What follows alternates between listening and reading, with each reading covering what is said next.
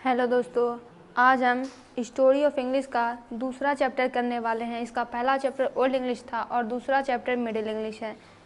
तो पहला क्वेश्चन है कि right true T for true and F for false statement, यानी जो स्टेटमेंट ट्रू है उसके लिए सिर्फ टी लिख देना है और जो फॉल्स है उसके लिए सिर्फ एफ लिख देना है। पहला क्वेश्चन है year 1066 AD marks the end of the old English and the beginning of the Middle English. ये स्टेटमेंट कहा जा रहा है कि इस साल को क्या end of the old English माना जाता है और इसी साल को beginning of the Middle English माना जाता है। तो ये स्टेटमेंट रॉन्ग है, एफ स्टेटमेंट, एफ लिखा जाएगा। Modern English has evolve from the West Midland dialect. Dialect का मतलब होता है बोली और इवॉल्व का मतलब होता है उससे विकसित होना। क्या मॉडर्न इंग्लिश वेस्ट मिडलैंड बोली से विकसित हुई है? ये स्टेटमेंट फॉल्स है। तीसरा है the early literature of middle English is chiefly secular in nature. कहने सेकुलर का मतलब होता है धर्मनिरपेक्ष होना, यानी जिसे जो धर्म को आप ऐसे कह सकते हैं कि प्रधानता ना मिले, धर्मनिरपेक्ष है, सबके लिए बराबर। तो क्या मिडिल इंग्लिश का जो प्रारंभिक साहित्य था वो मुख्य रूप से धर्मनिरपेक्ष था? तो ये भी फॉल्स स्टेटमेंट है। Second half of the 14th century is known as the period of great individual writer. 14th century के सेकेंड हाफ को क्या ग्रेट इंडिविजुअल राइटर का युग कहा जा सकता है? तो ये स्टेटमेंट ट्रू है। अब आते हैं क्वेश्चन आंसर ब्रीफली पे। What is meant by great vowel shift? Great vowel shift से आप क्या समझते हैं? तो ये series of change affecting the long vowel of middle English. Vowel का मतलब होता है स्वर। ग्रेट वॉवेल शिफ्ट में बहुत सारे चेंजेज हुए थे, एक दो चेंजेस नहीं हुए थे, सीरीज ऑफ चेंजेस हुई थी जिससे कि मिडिल इंग्लिश के स्वर को काफ़ी प्रभावित किया था। When did the great vowel shift take place? Great vowel shift आखिर हुआ कब था? हुआ कब था का मतलब है कि साल पूछा जा रहा है, किस साल हुआ था। तो ये 1400 AD में स्टार्ट हुआ और मिडिल पीरियड के लास्ट तक फुल्ली इस्टेब्लिश्ड हो गया। Name the dialects of the Middle English. अब मिडिल इंग्लिश के कुछ बोलियाँ थी, आपको उन बोलियों का नाम बताना है। तो इनके बोलियाँ थी Northern, Southern, East Midland, West Midland और Kentish. How many words? Approx यानी कुछ कंफर्म नहीं है, बस इतना अनुमान किया गया है। Were brought over from the French during the 13th and 14th century. 13वीं और 14वीं शताब्दी के दौरान कितने शब्द फ्रेंच के, यानी फ्रांस की भाषा को फ्रेंच कहा जाता है, फ्रेंच के शब्द अंग्रेजी में आए थे? और what percentage of this words is in use today? और उन सब वो भाषाएं जो यहाँ आई थी उनमें से भी कौन सी, लगभग कितनी भाषाएं हम लोग वर्तमान में यूज करते हैं? तो लगभग 10,000 वर्ड्स फ्रेंच से इंग्लिश में आए थे 13वीं और 14वीं शताब्दी के दौरान और लगभग 75% वर्ड्स हम आज भी यूज करते हैं। What made English from a highly inflectional language into analytical one? इन्फ्लेक्शनल का मतलब होता है लचीलापन और एनालिटिकल का मतलब होता है विश्लेषणात्मक, यानी जब लॉजिकल रीजनिंग का इस्तेमाल किया जाता है।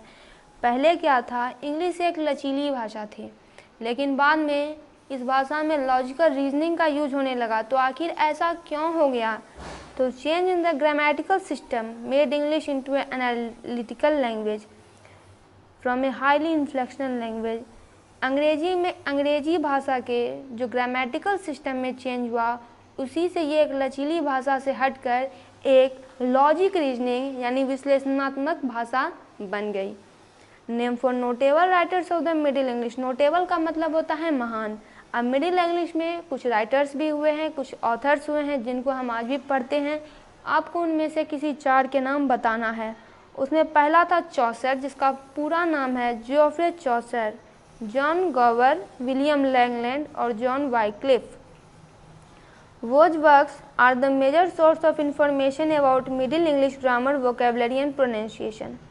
मिडिल इंग्लिश के ग्रामर के बारे में, ग्रामर यानी व्याकरण, वोकेबुलरी यानी शब्दावली, उसके जो शब्दकोश थे या फिर डिक्शनरी, प्रोनाउंसिएशन यानी उच्चारण, इन तीनों के बारे में हमें आज भी जानकारी प्राप्त है। तो आखिर उस समय ऐसा कुछ तो हुआ होगा, बहुत सारे लोगों ने कुछ तो लिखा होगा जिससे कि रिकॉर्ड आज भी मौजूद है कि मिडिल इंग्लिश के ग्रामर कैसे थे। तो वो सारे रिकॉर्ड्स क्या थे? Work of Chaucer as the major source of information, यानी अगर आपको मिडिल इंग्लिश के ग्रामर, वोकेबलरी और प्रोनाउंसिएशन के बारे में पता चल रहा है तो आपको चौसर यानी जोफ्रे चौसर के वर्क से पता चल रहा है। इन दिनों वो महानतम राइटर्स में थे एक थे और उन्होंने ही इसके बारे में लिखा है। और भी बहुत सारे थे लेकिन इनका मेजर है। अगला क्वेश्चन है, अब हम लॉन्ग क्वेश्चन में आ जाते हैं। What is the contribution of printing technology in the development of English? English भाषा के विकास में आखिर प्रिंटिंग टेक्नोलॉजी ने कौन सा योगदान दिया है? तो आंसर सुनिए। Today it is impossible to think and imagine a world without the printing machine. Impossible असंभव, थिंक सोचना, इमेजिन कल्पना करना, वर्ल्ड यानी दुनिया। अभी का विश्व जो चल रहा है, जहाँ पे कि प्रत्येक वस्तु प्रिंट हो रही है, किताब, कॉपी नहीं, मेन रूप से बुक, जो बुक आज हम पढ़ रहे हैं वो मुख्य रूप से प्रिंटेड ही है। तो अगर अभी प्रिंटिंग मशीन को हटा दिया जाए तो दुनिया की कल्पना करना बहुत मुश्किल हो जाएगा। सबसे पहले प्रिंटिंग प्रेस विलियम कैक्सटन के द्वारा सेटअप किया गया था। वो वेस्टमिंस्टर आबे के थे और वेस्टमिंस्टर आबे इंग्लैंड में है और ये हुआ था 1476 एडी में। It played a historic role in the development of English. इसने अंग्रेजी भाषा के विकास में एक ऐतिहासिक कदम उठाया। Because it have to standardize the language, क्योंकि इससे लैंग्वेज स्टैंडर्ड हो गई। लैंग्वेज का जो पहले लेवल था वो लेवल नहीं रहा, वो लेवल ऊंचा हो गया। Middle English was dialectal. आपने अभी पढ़ा कि मिडिल इंग्लिश कई बोलियों का संगम थी, इसमें बहुत सारे बोलियाँ मिली हुई थी।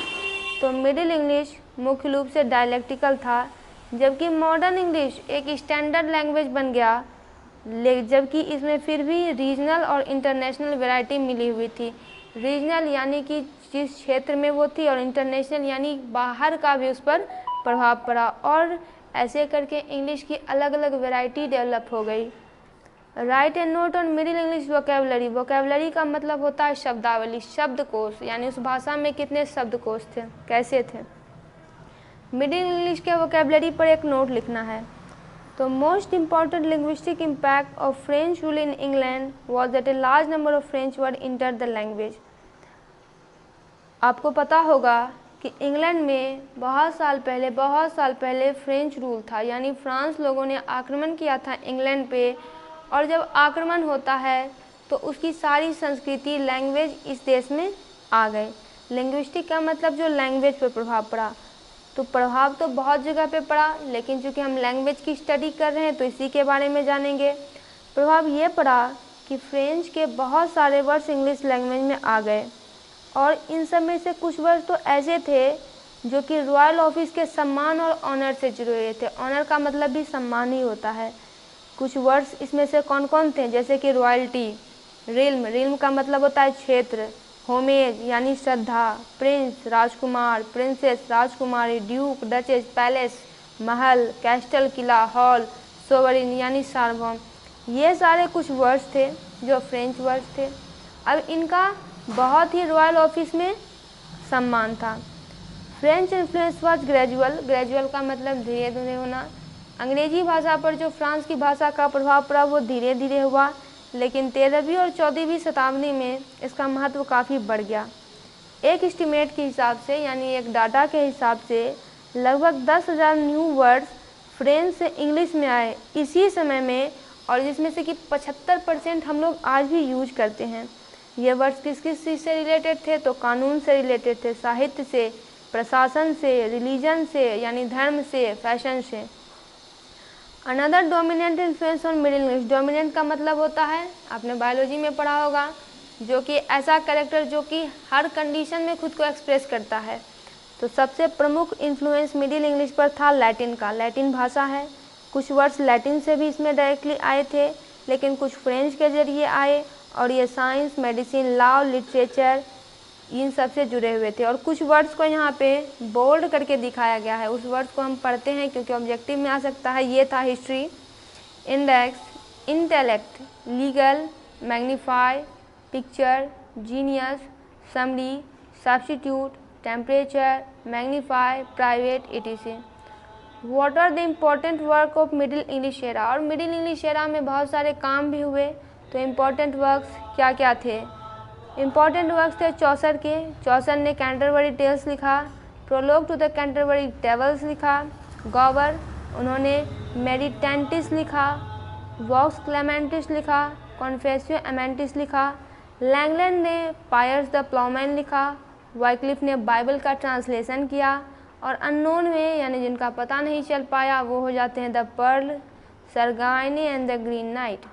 फिर I write briefly about the dialect of the Middle English. अब मिडिल इंग्लिश चूँकि बोलियों का संगम था तो उस पर आपको एक ब्रीफ नोट लिखना है।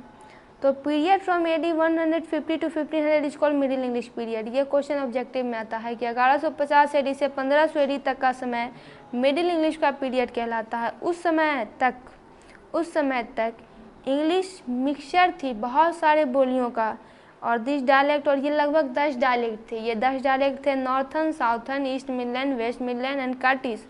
मिडिल इंग्लिश मॉडर्न इंग्लिश से काफ़ी अलग थी क्योंकि दोनों के स्पेलिंग में काफ़ी डिफरेंस थे। दोस्तों इसका पूरा चैप्टर कंप्लीट हुआ, दूसरा चैप्टर कंप्लीट हुआ। इसमें 6 चैप्टर हैं। आज ये दूसरा चैप्टर था और लगभग 4 दिन और लगेंगे और ये पूरा स्टोरी ऑफ इंग्लिश कंप्लीट हो जाएगा। अगर आप इतना कुछ कर लेते हैं तो स्टोरी ऑफ इंग्लिश से ऑब्जेक्टिव में क्वेश्चन रहता है और 5 नंबर का सब्जेक्टिव में रहता है। आपका एक भी क्वेश्चन नहीं छूटेगा।